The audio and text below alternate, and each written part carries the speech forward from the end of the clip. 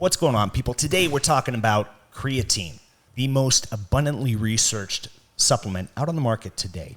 So it doesn't matter if you're just getting started in the supplement or you're a veteran gym goer, this product is a must-have in your supplement staple. So today we're going to talk through what creatine is, how it works, the benefits you can expect from it, what type of creatine you should look for, how you should use it, and common misconceptions that you just need to ignore.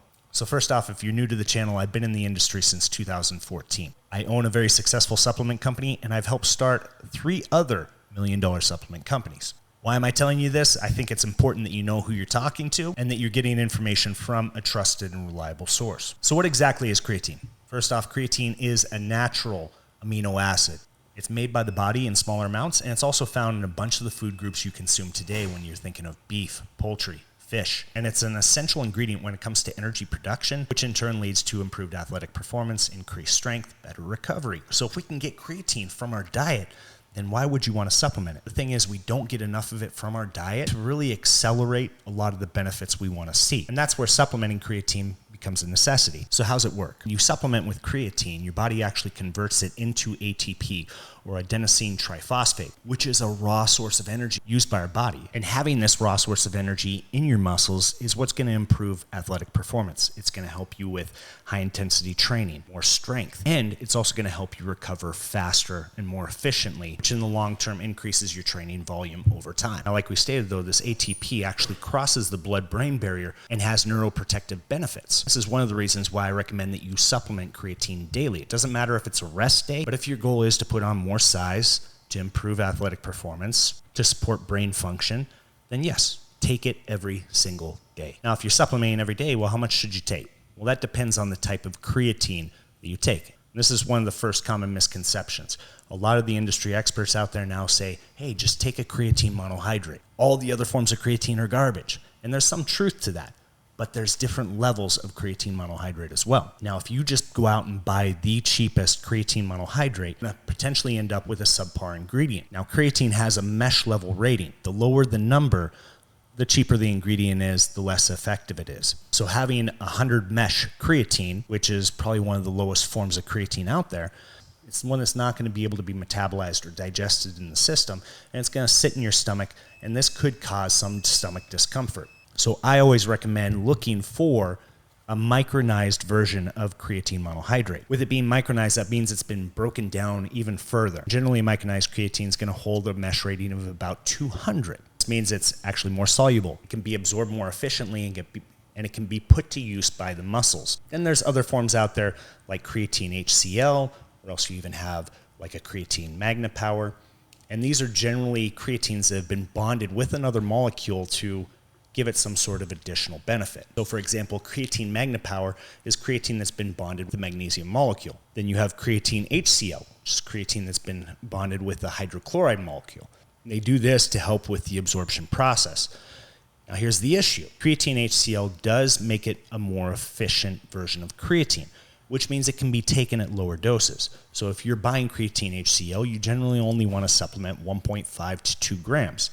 Versus a regular creatine monohydrate that you'd want to supplement at about 5 grams per day. The difference in benefits are going to be nil. That's why I recommend generally going with a micronized creatine monohydrate. Number one, it's generally cheaper than Creatine HCL, so why not save yourself a little bit of money to get the exact same benefits? So how do you use it? I think we pretty much already covered that. If you're using HCL, it'd be 1.5 grams to 2 grams a day.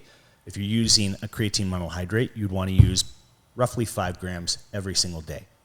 No skip days, every single day. The goal is to have creatine saturate and be put to use by the body and keep your body saturated with it.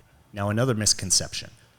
There have been some experts that talk about a loading phase, that you should load creatine, do 20 grams a day for, let's say, 2 weeks, and then cycle yourself back off and either take none or else cycle yourself back to taking 5 grams a day. Now, there have been clinical studies done on this as well. And it's to kind of debunk that thought process. There's going to be no added benefit to doing a loading phase versus just taking 5 grams a day. The only issue I've found is people who have loaded and you're taking that much creatine in, that causes GI distress in some people, and they just can't handle doing that. I say keep it simple, 5 grams per day. Now, what about timing? When should you take it? There have been people that say, hey, take it with your pre-workout. That way you're going to have more strength, more endurance. Some people that say take it post-workout and you're going to get the additional recovery benefits. Again, you're letting it saturate. So it doesn't matter when you take it as long as you're taking 5 grams per day. Other misconceptions. I've heard that creatine can be mistaken as a steroid. This is 100% false. Creatine is a natural compound. It cannot be confused with an anabolic. Not in a urinalysis test, not by law enforcement. Creatine is a safe and effective ingredient to use. In fact, it's one of the only ingredients that I would feel comfortable recommending to a high schooler who's trying to see some additional benefits in the gym. Misconception 2, creatine increases water retention, which is going to make me bloat. Again, the only bloating that I've ever really seen is when you're taking a cheaper creatine that settles in your gut and you get that bloated feeling and that GI distress. Creatine itself, yes, it will suck water into your muscles to help keep them hydrated, to give you that fuller look, and that's part of the reason why you have more endurance. However, it will not bloat you. Number 3, creatine is harmful to the kidney and livers. There have been multiple studies on creatine and its effects being minimal on your organs, as long as you're using it in a safe and recommended nature, 5 grams per day. Creatine is going to make my hair fall out. So creatine has been shown to increase free and natural levels of testosterone and to also increase DHT. Now, one common side effect of DHT is hair loss. Creatine's not raising your DHT levels enough to really cause that. This is one of the reasons why you will see some people that abuse gear, steroids, they do experience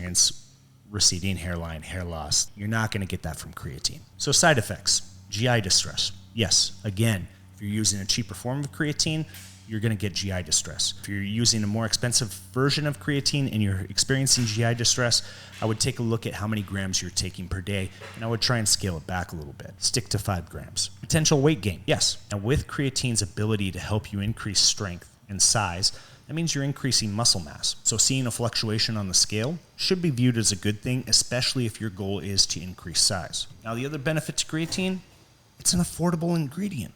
Now, there was a huge surge and spike hike during the pandemic, but that has kind of recovered. Now you can find very good values on this ingredient. You can click the link below to get 100% micronized creatine, roughly get 60 servings for about $24, but if you use my coupon, it's going to save you an extra 15% off. Remember, cheaper is not always better. If you have a creatine that you've been partial to, I would just check the label, make sure it shows that it's micronized somewhere on there. So I hope this helps clear up some of your questions. While it is the most abundantly researched ingredient out on the market today, it's also the one that I get the most questions about. Do I recommend it? 100%.